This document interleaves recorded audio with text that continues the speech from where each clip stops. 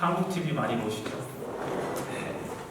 한국에 생활의 달인이라는 TV 프로그램이 있습니다. 아마 보신 분들도 계실 겁니다. 한번 찾아보니까 15년 이상 그 프로그램이 있었더라고요. 지금도 방영되고 있는데요. 이 프로그램은 오랫동안 한 분야에 종사하면서 부단한 열정과 노력으로 달인의 경지에 이르게 된 사람들을 소개를 해서 많은 인기를 얻고 있는 프로그램입니다. 대부분 음식을 맛있게 만들다든지 아니면 좀 특이하게 만드는 그런 식당들을 찾아가기도 하지만요. 어떤 때는 고층 아파트에 신문을 정확하게 던져서 그 바로 문 앞에 떨어지게 한다든지, 편지 봉투를 막 빨리 이렇게 붙인다든지, 돈을 빠르게 세고 정확하게 센다든지, 또는 기억으로는 타이어 가게 사장님은 타이어를 차에서 이렇게 굴리면은 이렇게 따라가지고 돌아가지고 딱 정확한 이렇게 장소에 이렇게 안착을 한다든지 하는 뭐 그런 소소한 것들을 소개를 하는데요.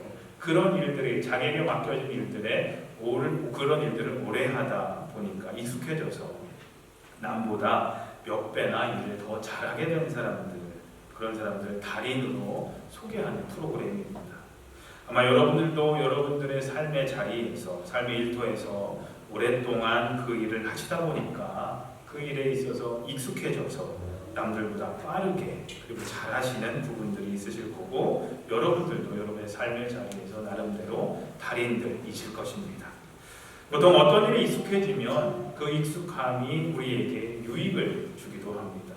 일이 익숙해져서 그 일을 빨리 하다 보면 경제적인 유익과도 연관성이 있기 때문입니다. 우리 교회에도 세탁소 하시는 성도님들이 많으시지만 빨리 다른다든지 아니면은 얼터레이션을 빨리 하시면 빨리 할수록 더 많은 것들을 할 수 있다 보니까 경제적인 이익과도 연관성이 있지 않습니까?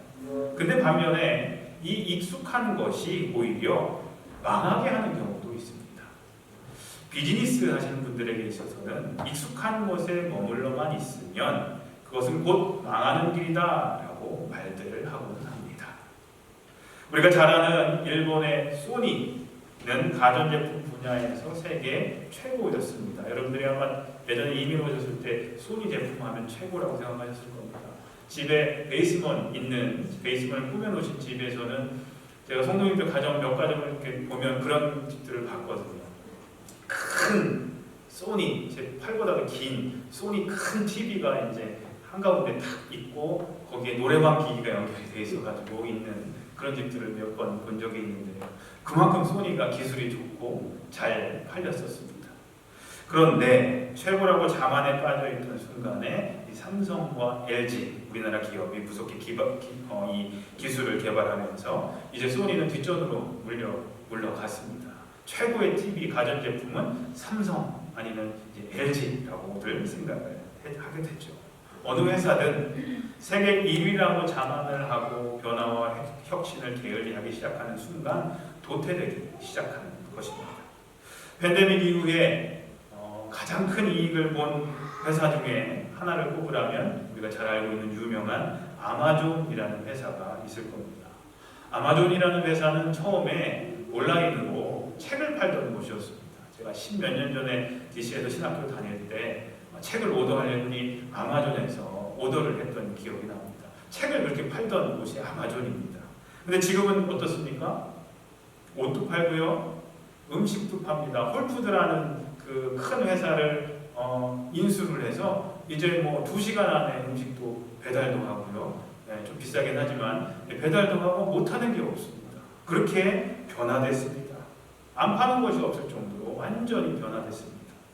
세상은 자꾸 변하는데 원래 그 자리에만 머물러만 있고 변화를 꾀하지 않으면, 익숙한 것에 머물러만 있으면 안 된다는 것을 우리는 잘 알 수가 있습니다.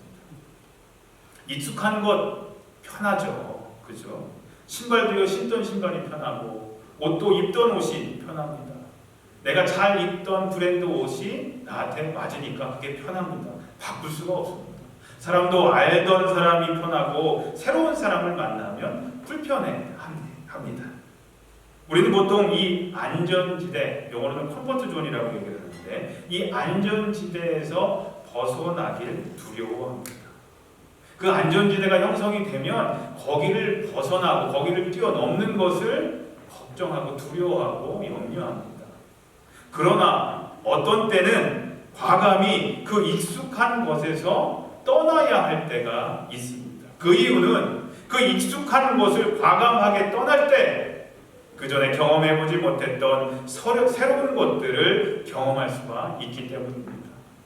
자녀들에게 여행을 많이 가라고 얘기하라고들 많이 얘기들 합니다. 그 이유가 뭐냐면 여기에만 있으면, 집에만 머물러 있으면 경험할 수 없는 것들을 여행을 통해서, 새로운 것들을 통해서 많이 얻을 수 있기 때문입니다. 물론 여행을 하게 되면 위험할 수도 있겠지만 그 집이라는 컴포트 존, 이 엘리코시티라는, 하워드 카운티라는, 메릴랜드라는 컴포트 존을 벗어나면 이 컴포트 존 안전지대에서 경험하지 못했던 수많은 다른 것들을 경험할 수가 있기 때문입니다. 그런데요, 이거는 신앙과 영적인 부분에서도 마찬가지입니다. 성경에 보면 하나님의 부르심에는 항상 익숙한 것들을 떠나는 이 안전지대를, 컴포트 존을 벗어나는 익숙한 것과의 결별이 항상 요청되었습니다. 오늘 본문의 주인공인 아브라함을 부르실 때에도 네 고향 친척 아비집을 떠나라고 하셨습니다.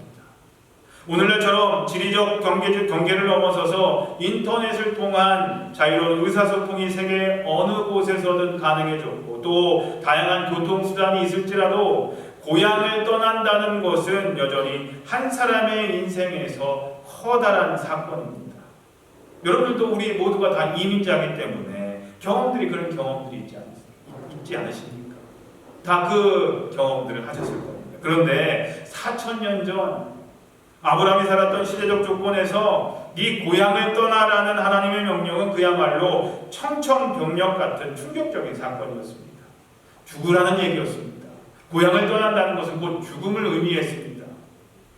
왜냐하면 그 고향에 가족과 친척과 친구들과 이웃들과 땅과 재산들이 다 있었기 때문입니다. 그런데 하나님은 그곳을, 그 안전지대를 떠나라고 하신 겁니다. 고향은 안전합니다. 또 고향은 익숙한 곳입니다. 말 그대로 안전지대죠.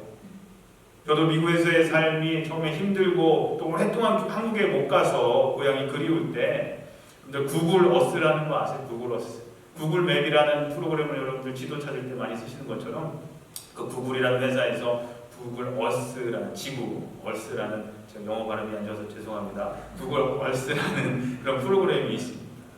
그 프로그램을 깔고 그 프로그램으로 고향 주소를 검색을 해가지고 인공위성으로 찍힌 고향 집, 그리고 고향 마을, 고향 교회를 찾아보면서 위안을 얻었던 적이 있습니다. 높은 하늘에서 그냥 찍은 거예요. 근데 그 높은 하늘에서 찍은 고향 집에 지붕이 보이는 거예요. 그리고 고향의 길거리가 보이고 고향 교회가 비록 위에서 인공위성으로 찍었지만 그것이 보이는 거예요. 근데요, 찾아가지 못하는데 그거라도 보니까 얼마나 위안이 되었는지 모릅니다. 근데 하나님은 그런 고향이 아브라함이 있을 곳이 아니다라고 말씀하셨습니다. 왜냐하면 거기는 우상을 숭배하는 사람들이 있고 세속적인 문화로 가득 차 있었기 때문입니다. 하나님을 생각하는 사람들이 없었습니다. 거기에 있으면 익숙한 것들이 많아서 편하고 안전하고 즐겁고 하겠지만 하나님은 과감히 그곳을 떠나라고 하십니다. 아브라함에게 있어서 고향을 떠나는 것은 쉬운 일은 아니었습니다. 그러나 아브라함은 순종했고 떠났고 가나안 땅으로 옵니다. 하지만 가나안 땅은 어떤 곳입니까? 척박한 곳이었습니다. 낯선 사람들로 가득 찼습니다. 위험이 도처에 도사리고 있었습니다. 살아가기에 불편한 것이 한두 가지가 아니었습니다. 근데 하나님은 그런 곳으로 아브라함을 부르셨던 겁니다. 하나님이 아브라함을 부르신 이유는 아브라함을 복 주시겠다라는 이유였습니다. 아브라함도 그 복을 받으려고 하나님의 부르심을 받고 왔습니다. 그런데 와보니까 물이 부족해서 우물을 파야 했습니다. 기근이 들어서 애굽으로 피신도 해야 했습니다. 안정도 보장되지 않았습니다. 그래서 집에서 병사들을 길렀습니다. 하나님, 도대체 무슨 복을 주시겠다는 겁니까? 라고 묻지 않을 수 없었습니다. 갈대아 우르나 하란에서 자신이 지금까지 거쳐왔던 곳들이 오히려 이 가나안 땅보다 더 복을 누릴 수 있었던 것처럼 보였습니다. 그러나 하나님이 이 아브라함을 이곳에 불러내신 것은 아브라함에게 단순히 세상 복을 주시기 위함은 아니었습니다. 아브라함은 가나안 땅, 이 낯선 땅에서 오직 하나님만 의지해야 했습니다. 고향에서는 의지할 만한 다른 것이 많았지만 하나님이 가라고 하신 그 가나안 땅에서는 오직 하나님이 지켜주셔야만 했고, 하나님만이 비를 주셔야만 했고, 하나님이 먹을 것을 주셔야만 했습니다. 하지만 하나님만 의지하며 사는, 하나님의 도우심을 기다리며 사는 이런 은혜 안에서 아브라함은 결국에는 믿음의 조상이 되어서 칭송받는 복, 그의 후손에서 메시아가 탄생하는, 그리스도가 탄생하는 복을 결국에는 누리게 되었습니다. 만약 아브라함이 그 하나님의 부르심에 응답하지 않고 그저 그냥 익숙한 것에 머물러만 있었다면 경험할 수 없는 놀라운 일들을 그 익숙한 것을 떠남을 통해서 경험하게 된 것이었습니다. 이스라엘 백성들은 요셉이 애굽에서 총리가 되어서 가족들을 초청함으로 애굽에 내려간 430년 동안 애굽에서 살았습니다. 그리고 결국 애굽이 이스라엘 사람들의 고향이 되었습니다. 여러분들도 10년, 20년, 30년, 40년, 선유경 목사님은 60년 이상이 되셨더라고요. 아마 박원기 목사님도 60년 이상 미국 생활하신 지가 60년 이상 되셨을 텐데 우리 교회에서 아마 그 두 분이 제일 오래되셨을 거예요. 50년대 후반에 오셨으니까요. 그렇게 미국에서 오래 사시다 보니까 이곳이 이제는 고향처럼 여러분들 느껴지지 않으십니까? 몇 년 전에 저 한국 방문하고 오는데 더레스 공항에 이제 상공의 비행기가 도착을 했습니다. 그제서야 드는 생각이 아유 이제 집에 왔구나 라는 생각이 들더라고요. 근데 430년을 살았으니 지금이야 이민 1세대, 2세대, 3세대죠. 그때 되면 430년을 살았으면 이민 10세대 이상이 되었을 겁니다. 근데 그들에게는 애굽이 그들에게 고향인지 다른 곳은 생각조차 하지 못해요. 아마 우리들의 후손들도 우리 한국인이라는 자긍심을 계속 심어주지 않고 정체성을 심어주지 않으면 시간이 지날수록 자꾸 잊어버릴 거예요. 자기가 미국인이라고만 하지 한국인의 정체성을 분명히 점점 잃어갈 거예요. 많은 독일 사람들이 그랬거든요. 독일 교회들도 지금 독일어로 예배드리는 교회가 없거든요. 없어졌어요. 그만큼 한인교회가 우리가 중요합니다. 지금 이 시간이 중요한데 그들에게 있어서는 430년이 지나고 나서 그 후손들에게 있어서는 애굽이 내 고향이지 다른 곳은 생각조차 할 수 없었습니다. 근데 하나님은 이스라엘 백성들에게 그곳을 떠나라고 하셨습니다. 그리고 하나님의 부르심을 받고 모세의 인도를 받아서 자기가 나고 자란 자기 엄마, 할아버지, 그 고조 할아버지, 할머니, 증조 할아버지까지도 나고 자란 이 땅을 고향과도 같았던 그 땅을, 그것도 그냥 나쁜 땅도 아니에요. 나일강 하루에 아주 척박한 땅이었던 고센 땅을 떠나게 됩니다. 그들은 광야를 걸어서 가나안 땅을 향해 가게 됩니다. 광야에서 불편한 것이 한두 가지가 아니었습니다. 물이 부족합니다. 먹을 것이 부족합니다. 고기를 먹을 수가 없었습니다. 또 신선한 밭에서 나는 채소들도 먹을 수가 없었습니다. 그래서 그들은 익숙한 것들을 떠난 것에 대해서 불평합니다. 그래서 때로는 애굽으로 돌아가자고 투덜거리기도 했습니다. 그러나 그들이 하나님이 약속하신 적과 꿀이 흐르는 땅 가나안에 들어가려면 반드시 그들에게 필요했던 것들이 있었는데 바로 익숙한 것들을 떠나야만 했습니다. 익숙한 그 곳을 떠나야 했고 익숙한 생활 방식들을 떠나야만 했습니다. 그리고 하나님을 의지하는 법을 광야라는 학교에서 배워야만 했습니다. 사랑하는 성도님들, 이 신앙의 길이라는 것, 우리가 걷고 있는 이 믿음의 길이라는 것은 하나님의 부르심을 받고 익숙한 것들을 떠나서 가나안 땅에 가기 위해서 광야로 나아가는 것이 바로 우리가 걷고 있는 신앙의 길입니다. 비록 광야에는 고생스러운 것들이 있고 위험한 것들이 있고 견디기 어려운 것도 있습니다. 무한한 인내가 필요할 때도 있습니다. 그러나 그러한 광야를 지나서 그 광야를 지나야만 하나님의 은혜를 맛볼 수가 있고 약속의 땅 가나안에 들어갈 수가 있는 것입니다. 사랑하는 성도님들, 마찬가지입니다. 우리는 이미 하나님의 부르심을 받은 사람들입니다. 하나님 나라에 가기 위해서 광야와도 같은 세상을 지금도 믿음 가지고 걷고 있는 사람들입니다. 물론 이 믿음의 길이, 신앙의 길이 쉽지만은 않습니다. 점점 우리의 믿음을 흔드는 일들이 많이 일어나고 있습니다. 옛날에는요, 외부와의 갈등으로 인해서 우리 믿음을 지키기가 어려웠었습니다. 가족들의 반대가 있었고, 배우자의 반대가 있었고, 세상의 눈초리가 있었고, 핍박 등이 있었습니다. 모두 다 외부적인 요인들이었습니다. 하지만 오늘날은 어떻습니까? 외부적인 요인보다는 내부적인 나 스스로와의 끊임없는 싸움이 시작되고 있습니다. 그 누구도 내 신앙에 대해서 평가하지 않습니다. 눈치 볼 일도 없습니다.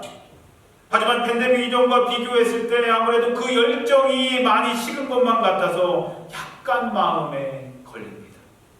그렇다고 무엇인가 새로운 시도를 하기에는 귀찮습니다.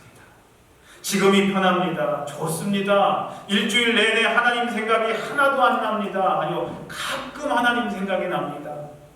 예전에는 주일 예배에 참석 안 하면 하나님이 큰 벌이라도 내리실 것 같아서 불안했는데, 그래서 항상 예배를 주일날 교회 가서 예배하지 않으면 찜찜했는데, 근데 그런 일은 10개월이 지나도 일어나지 않습니다. 이렇게 예수 믿어도 그런 대로 괜찮은 것 같아요. 에이, 괜히 겁먹었네. 별일도 안 일어나는데 하면서 안심하기도 합니다.